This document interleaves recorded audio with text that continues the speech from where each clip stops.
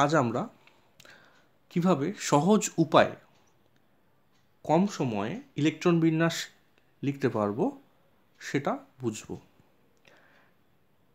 এটা মূলত তারাই পারবে যাদের কোয়ান্টাম নাম্বার সংক্রান্ত প্রাথমিক ধারণা আছে। পদ্ধতিটি খুব সহজ, সময় বাঁচবে।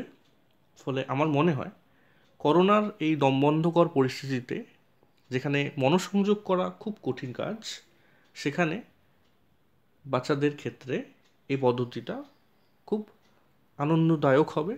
ওরা মজা করে ইলেকট্রন বিন্যাস লেখা শিখতে পারবে এবং সেই সঙ্গে ইলেকট্রন বিন্যাস সংক্রান্ত যে কোনো সমস্যাকে খুব কম সময়ে তারা কমপ্লিট করে ফেলতে পারবে, যা বিভিন্ন কম্পিটিটিভ এক্সাম ও অবশ্যই এইচএস এক্সামের জন্য ভীষণভাবে দরকারি। তো আমরা বিষয়টা একটু শেখার চেষ্টা করি। আমরা জানি যে নিষ্ক্রিয় গ্যাস বা নোবেল গ্যাসগুলো পর্যায় সারণীতে গ্রুপ 18-এ তারা অবস্থান করে। তাদের সংক্রান্ত কতগুলো তথ্য আগে জানতে হবে। প্রথম যে ইনার্ট গ্যাস সেটা হিলিয়াম, পরমাণু ক্রমাঙ্ক 2, প্রথম পর্যায়ে সেটি অবস্থান করে, তাই তার এন ভ্যালু বা প্রিন্সিপাল কোয়ান্টাম নাম্বার 1। একইভাবে নিয়ন 10 N value 2, argon 18 N value 3, krypton 36 N value 4, xenon 54 N value 5 ও রেডন 86 এন ভ্যালু 6। এবার রুলটায় চলে আসি। আমরা কিছুটা জানি যে মৌলের ইলেকট্রন বিন্যাস আমরা লিখব, তার থেকে কম পরমাণু ক্রমাঙ্কযুক্ত নোবেল গ্যাসকে আগে লিখে ফেলতে হবে। থার্ড ব্র্যাকেটের মধ্যে তার জেড ভ্যালু আমরা লিখব, আর এই চারটা থেকে এন ভ্যালুটাকে ছোট্ট করে নিচে লিখে ফেলব। তারপর তার ডান দিকে কিছুটা স্পেস রেখে n+1s লিখে সেখানে ইলেকট্রন ভরবো। আমরা জানি যে কোনো এস সাবশেলে 2টো ইলেকট্রন থাকে। এরপর চলে যাব n-1f-এ, সেখানে ইলেকট্রন ভরবো যদি হাতে থাকে। সেখানে 14টা ইলেকট্রন থাকে আমরা জানি। তারপরও যদি ইলেকট্রন হাতে থাকে ND-তে যাব, তারপর যাব সবার শেষে n+1p-তে, যেখানে 6টা ইলেকট্রন থাকে। তাহলে SFDP, এটাকে আমি বলি সরি ফর দ্য প্রবলেমস। অর্থাৎ ইলেকট্রন বিন্যাস সংক্রান্ত যত কঠিন প্রবলেম আছে সেগুলো এই পদ্ধতিটা জানার ফলে তারা নিজেদের জন্য দুঃখিত হবে। অর্থাৎ আমরা সহজেই ইলেকট্রন বিন্যাস সংক্রান্ত প্রবলেমগুলো সলভ করব এবং সেই প্রবলেমগুলো সে কারণে দুঃখিত অনুভব করবে। তো সরি ফর দ্য প্রবলেমস। এবার টেকনিকটা একটু অ্যাপ্লাই করি। একটা মৌল এক্স যার পরমাণু ক্রমাঙ্ক 93, তাহলে তার থেকে আগের ইনার্ট গ্যাসটি হচ্ছে রেডন 86, এন ভ্যালু তার 6। তাহলে 6 এন ভ্যালু যদি 6 হয় তাহলে n+1 মানে 7s2 হলো।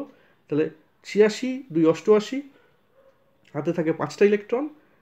n-1f তারপরে, তার মানে 5f 5, তাহলে রেডন 86, 5f5, 7s2। এটা হচ্ছে x93 ইলেকট্রন বিন্যাস। এরপর চলে আসি y108-এ, এখানে একইভাবে রেডন 86, এন ভ্যালু 6, তাহলে তারপরে 7s2 88, 88টা হয়ে গেল।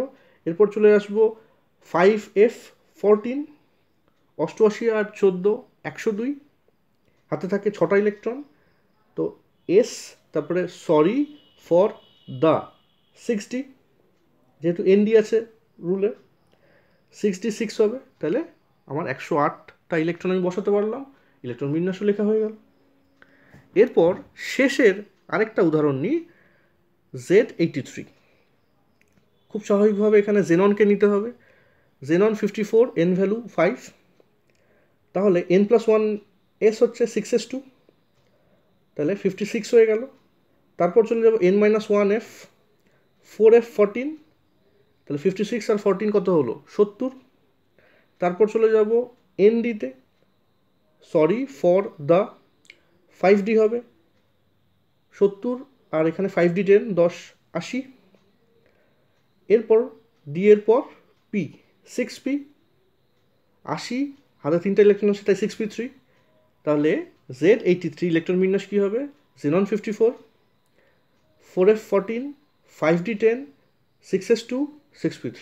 তাহলে দেখো খুব সহজেই আমরা কি করলাম, আমরা খুব সহজে কম সময় ইলেকট্রন বিন্যাসগুলো লিখে ফেললাম। আমাদের কোনো কিছু মাথায় রাখতে হবে না, অতিরিক্ত চাপ নিতে হবে না। আমরা এই চার্টটা মাথায় রাখবো এবং একই সঙ্গে এই জেনারেল রুলটা জানবো। তারপর আমরা যে কোনো পরমাণু ক্রমাঙ্ক যুক্ত ইলেকট্রন বিন্যাস থেকে সহজেই লিখে ফেলতে পারবো।